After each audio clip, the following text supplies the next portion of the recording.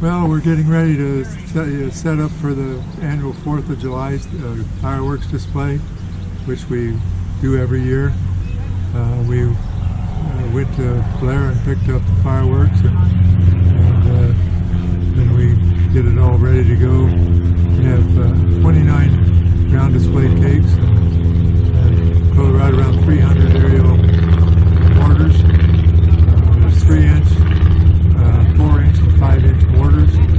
We got 2 trailers that we built to fire the mortars in, and there's 12 or 13 of us here tonight to help put on this display. And we've gotten donations from most all the businesses in Fairbury, and a lot of individuals have supplied donations, which is what it takes to put this on.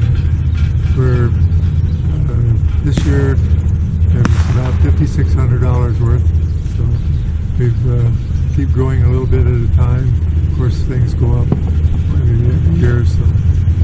But anyway, it takes a lot of people to put this on, and a lot of donations. And we're sure, glad that people want to help out. How long have you guys been doing this?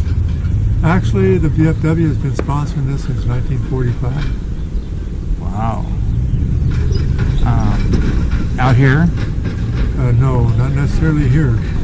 Charlie Steele was one of the original guys that did it, and Cliff Watts. And I helped when they were still around. And so I took over from Charlie Steele, and I have to have a federal permit. I've got to have a fire technician's license. I've got to have a state permit for location permit.